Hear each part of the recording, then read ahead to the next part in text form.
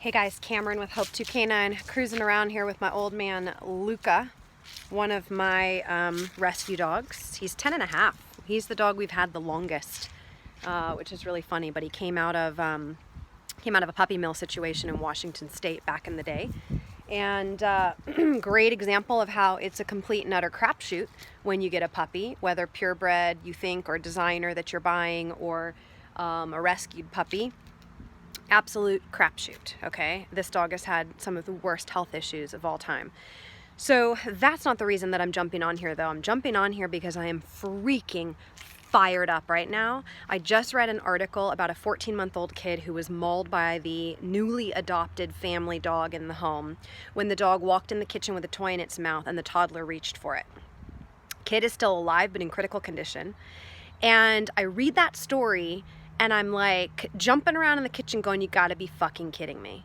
Because a totally preventable situation, a totally anticipatable dynamic, and an incredibly foolish setup to have a dog that's 10 days in to adoption wandering around free in the first place in the house, right? No leash, free, gets to roam the home, has access to pick up a toy like that.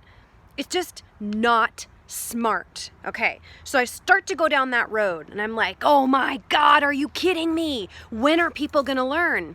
And then I realized that's not really productive. And maybe people really don't know, right? Maybe they really don't know. They still haven't heard.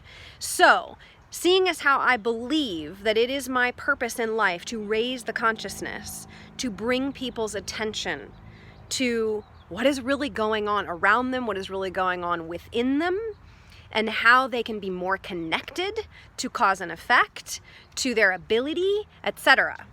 I'm going to tell you right now. So if you are listening to this video and you are learning this for the first time, please, dear God, share it with somebody else. Please.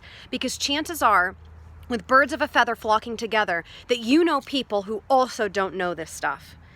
And I cannot tell you how absolutely predictable it is that a predator, which is what your canine companion is, it's a predator.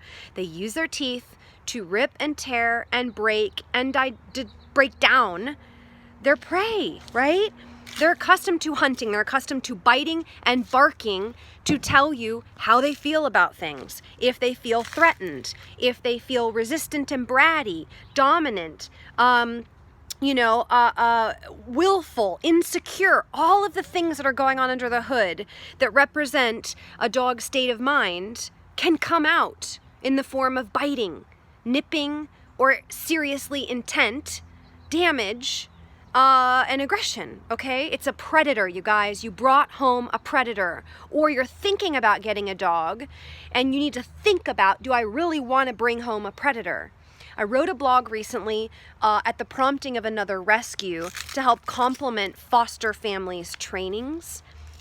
And no disrespect whatsoever, but I ran into criticism around my top 10 tips. Rule number 1 was, it's a predator, it can bite. What are we, like this? La la la la la la la la la. Are we pretending that it's cute and fluffy? So no way. It's not. I don't want to think about it like that, because I don't want people to, this is the perception. I don't want to think about it that way. I don't want to share the message that way, because I don't want people to be deterred and think, I don't want to get a dog, never mind.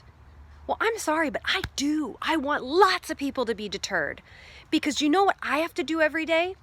As a rescue director and a trainer and a person who runs a training company, every single day, I get 3 to 4 requests for somebody wanting me to rehome their dog who has nipped or badly bitten someone in their family or multiple people in their universe. And I get 3 to 4 requests a day from people who need to explore training now because this has happened from their dog. And they're not yet on the precipice of, we have to give it up. They're still thinking, maybe we need to do something more to understand our dog better and create a solution in this dynamic with that dog.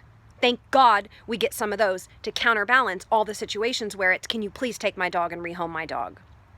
You guys, those of you that have had to surrender your dog, There are certain situations where that is the best outcome possible. So please don't take this video and go to that space of, she's ripping apart people who needed to rehome their dog. I'm not. Why do you think we exist? We exist because we know that some of those dogs can be good dogs if they're given the right stuff and the right situation, and that some of you are not the right stuff in the right situation, and that's okay. I don't have kids because I'm not the right stuff and the right situation. Right? So hats off to all you parents who have made it your life mission to be fucking good at parenting, right? I've made it my life's mission to be really fucking good at raising dogs and keeping people safe with dogs. So this is not about that. This is about understanding that when you get a dog or dogs in your home, you have predators and you need to respect their ability to bite. You need to respect their methods of communication, what they're designed to do to tell you how they feel inside, and that they are limited to only those methods. They're either gonna fight or they're gonna run. All right? And that when a dog is nipping or biting, it doesn't just go away on its own. It does not just go away on its own. You have to do work and training to address that. And in certain cases, even work and training is not going to create reliability, especially if a dog has practiced that behavior in the past. I'm just telling it like it is, guys.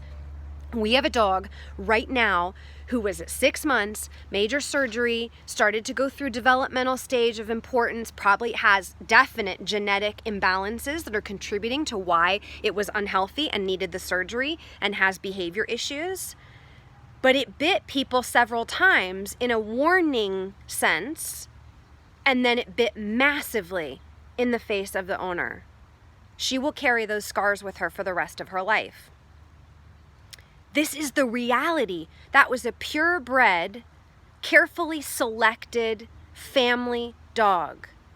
Purebred, carefully selected family dog. And he's going to be put to sleep. He's going to be humanely euthanized because it's a crapshoot, you guys. You are not guaranteed that that dog is going to have behavioral soundness, right, across the board in any circumstance forever. You aren't. It has to do with who they are, where they come from, what they got before you got them, and what you put in, and how you manage and deal in response to what you learn along the way. There's a whole big picture at play here. So why in the hell would you take chances with all those factors? Why in the hell would you put little kids at risk when there are all of those factors? When little kids essentially look like prey. They move erratically. They are not dominant and overpowering like adults are to dogs. Immediately, the playing field is not leveled for them when it comes to being around canines. All right? I have great dogs. I love my dogs. I think my dogs are pretty, fantastic and sound, and they like kids, but I will never leave them unattended with children.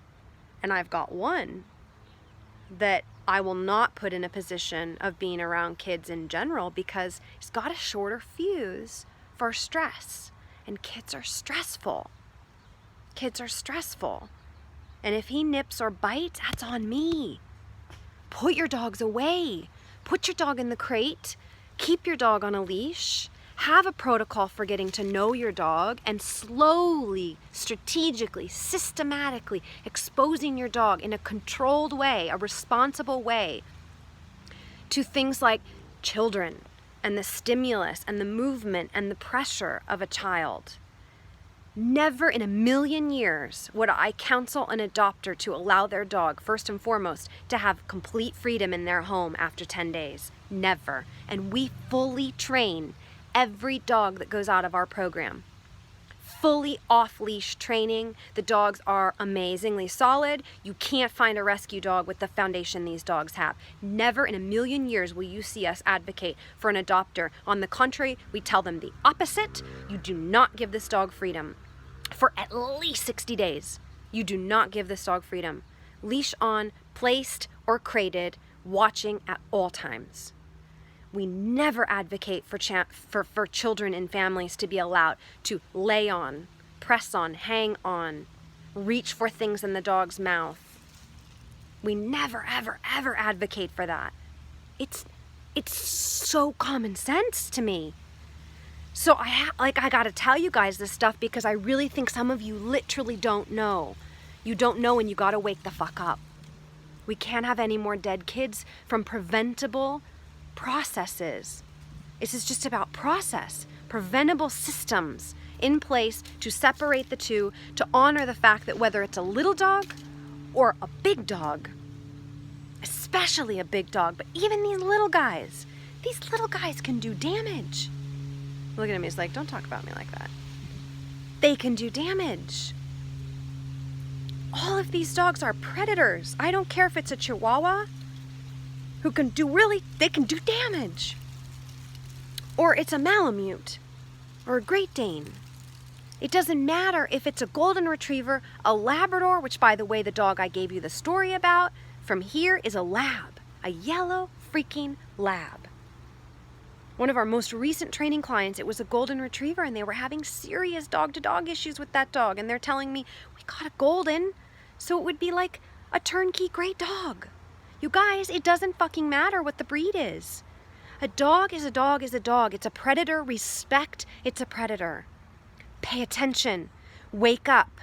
Do not get the dog for your children. Do not leave the dog alone with your children. Do not trust the dog with your children. Do not trust your children with the dog.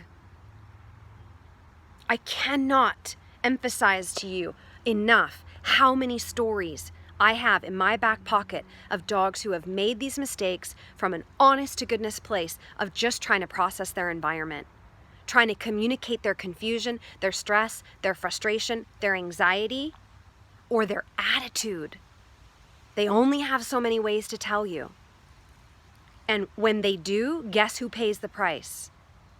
Yeah, somebody might have an injury, but then we've got a dead dog. We've got a dead dog. The story in the news that I read was a setter. It wasn't a pit bull, guys. It was an English setter, not a pit bull. 10 days after adoption. 10 days after adoption, that dog's wandering around the house picking up kids' toys. No freaking way. Don't allow it. And don't be ignorant of the ability for this to happen. Do not put your babies in that position. If you want to adopt a dog from us, we are going to be so clear with you that this is not acceptable practices in our eyes. You are not to do this even with your well-trained dog. And please share the information, guys. If you didn't know, if you weren't thinking about it, if it didn't occur to you, then you know somebody who also didn't think about it either. Please educate them. Please stand for better systems and processes around dog ownership. Please advocate for keeping these dogs from being unnecessarily euthanized and from families being unnecessarily traumatized and children from growing up with scars. Okay? This is serious. When are we going to get this? This is the stuff that makes us so weary in the rescue industry. We want to get out. It makes us so weary, you guys. It makes me go, why am I doing this? If the consciousness of the public is such that they just want to think, la la la la la, cute, fluffy, rescue dog, so sweet, I'm going to cuddle him to death. You can't. You can't think like that. And if you do, you're only going to get away with it for so long before you're going to get smacked upside the head with a reality bomb, and it's not going to be pretty.